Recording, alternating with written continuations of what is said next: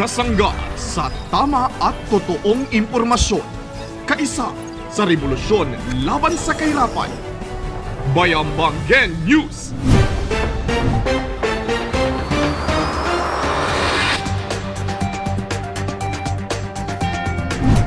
Magandang Monday morning, Bayambang! Ako po si Anika Rose Ferrer Malikdal. At ako naman po si Jeanette Soriano Cayabyab.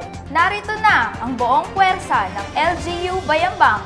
Maghahatid sa inyo ng mas pinalakas at mas pinalawak. Mga maiinit at napapanahong balita. Ito ang Bayambanggen News!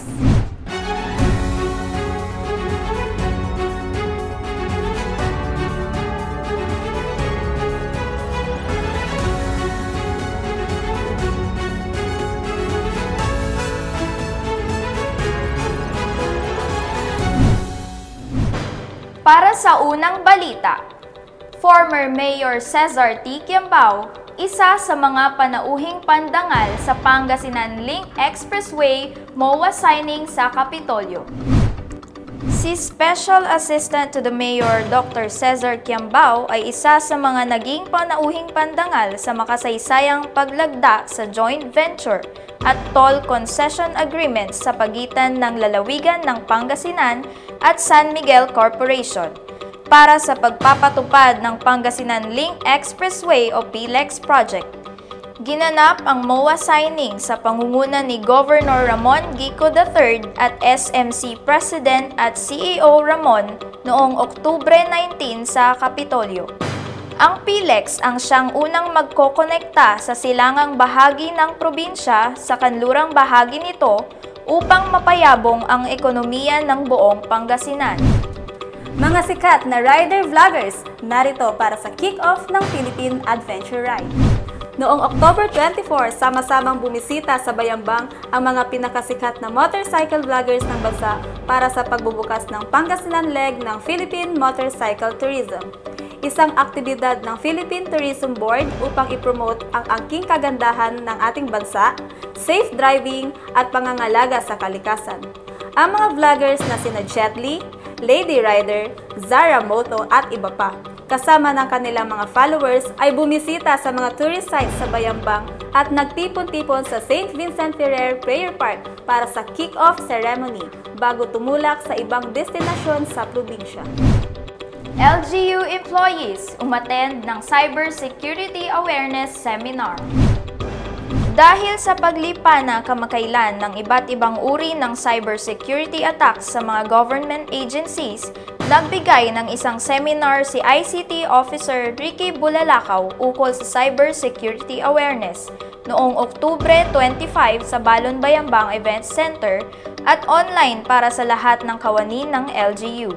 Ang mga bagong kaalamang natutunan ay malaking tulong upang makaiwas ang LGU sa anumang uri ng cybersecurity attack at maging maingat ang lahat sa pag-handle ng mga impormasyong ibinigay sa publiko. Mga chikiting ng LGU employees, naki-trick or treat. Nabalot ang event center ng katatakutan sa ginanap na LGU Trick or Treat para sa mga chikiting ng LGU employees noong October 27. Ito ay inorganisa ng Administrator Office sa tulong ng Nutrition Office. Masayang naki-trick or treat ang mga bata sa iba't ibang opisina ng munisipyo at nagparamihan ng nakolektang candy. Naging highlight ng okasyon ang kanilang pagrampa sa kanilang napiling Halloween costume. Ang mga nagwagi ay nakatanggap ng cash prize. Engineering Office updates on ongoing construction project.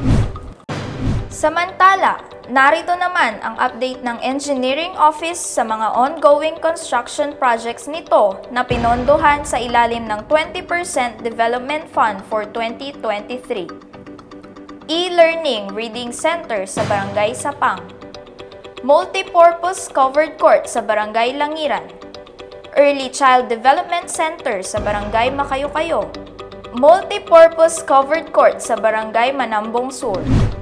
Buong LGU, todo suporta sa Barangay and Sangguniang Kabataan Elections and Undas 2023.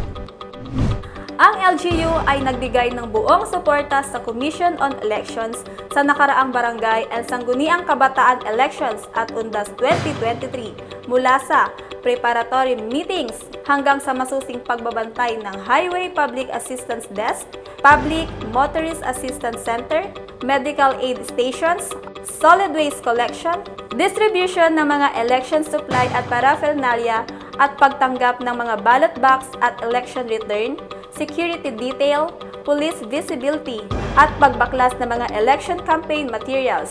Walang tigil ang mga departamento at ahensya sa pagbibigay serbisyo publiko, kahit sa mga araw na walang pasok. Maraming salamat po sa lahat ng nagtrabahong mga miyembro ng MDRRM Council at mga ahensya ng gobyerno upang siguradong maging ligtas, malinis at mapayapa ang halalan sa pamamagitan ng maayos na koordinasyon at mabilis na pagtugon sa anumang pangangailangan. Ating pambato sa Global IT Challenge 2023, Bronze Awardee. Nag-uwi ng Bronze Award ang mga suportado ng LGU Bayambang sa Global IT Challenge for Youth with Disabilities 2023 na ginanap sa Abu Dhabi, UAE mula October 23 hanggang October 27 para sa kanilang presentation na eCreative Smart Car. Kabilang sa winning team sina Mark John Reynosa at kanyang coach na si Mr. Rafi Karungay ng Bayambang National High School. May 461 participants mula sa 18 na bansa ang naturang kompetisyon. E-Agro entry ng Bayambang, kampiyon sa Region 1 Agri Symposium. Isang entry ng LGU Bayambang ang napiling kampiyon sa ginanap na Agri Symposium sa Ilocos Sur mula October 19 hanggang 20. Ang 8th Regional Agriculture and Fisheries Extension Network 1 Symposium. Ang winning thesis paper at oral presentation ay pinamagatang E-Agro, a platform that provides assistance to all farming needs at one's fingertips.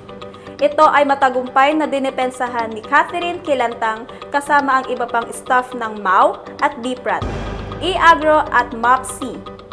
Ang naturang thesis ang napiling mga hurado out of 7 LGUs at ito ay nagwagi ng 20,000 cash prize. LGU Bayambang, isa sa 20 outstanding MADACs ng Pangasinan. Congratulations sa LGU Bayambang dahil isa ito sa 20 lamang na may Most Outstanding City or Municipal Anti-Drug Abuse Councils sa buong Pangasinan. Ang Bayambang MADAC ay nagtamo ng 100 o high na functionality score sa Year 2022 Performance Audit. Kaya good job sa lahat ng bumubuo ng MADAC sa pamumuno ni Mayor Nina Jose Quiambao, kabilang ang PNP, MLGOO, SB, RHU, MSWDO at CSOs, kabilang ang kasama kita sa Barangay Foundation at Religious Sector. A Japan-inspired holiday season. Samantala, gusto mo bang mag-Japan pero wala kang visa? Gusto mo rin bang makita ang mga paborito mong Ghibli characters pero hindi pa afford ng budget? Huwag ka nang mag-alala, sagot na ni Mayor Nina Jose Quiambao yan sa Paskuhan sa Bayambang 2023, a Japan-inspired holiday season. I-save mo na ang November 17, Friday, 4 p.m. sa Bayambang Municipal Plaza upang saksihan ang pinakamalaki, pinakamakulay at pinakabonggang Paskuhan ng taon. See you there!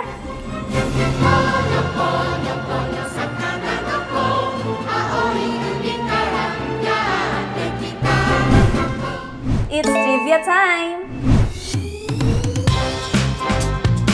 Naranasan niyo na ba ang Great Flood of 1972? Malamang hindi, sapagkat hindi pa pinapanganak ang karamihan sa atin noon. Halos 50 years na ang nakalipas noong ito ay mangyari, kung saan walang tigil ang pag-ulan ng 40 araw. Parang sa Biblia lang. Kaya naman bumaha sa buong Luzon maliban lamang ang Ilocos at Bicol region.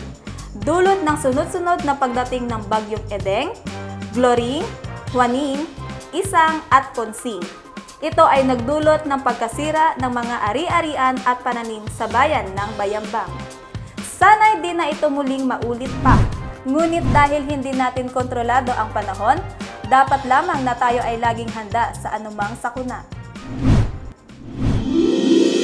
It's 49 days na lang before Christmas!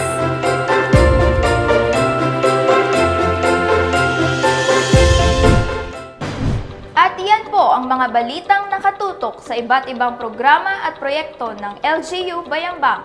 Mga balitang may tatak, total quality service. Muli, ako po ang inyong lingkod, Anika Rose Ferrer Malikdam. At ako naman po si Jeanette Soriano Cayabyab. At ito ang Bayambangge News!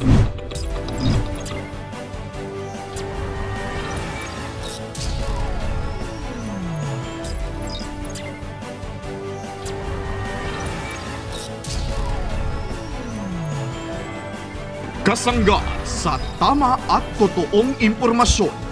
Kaisa sa rebolusyon laban sa kahirapan. Bayambangge News!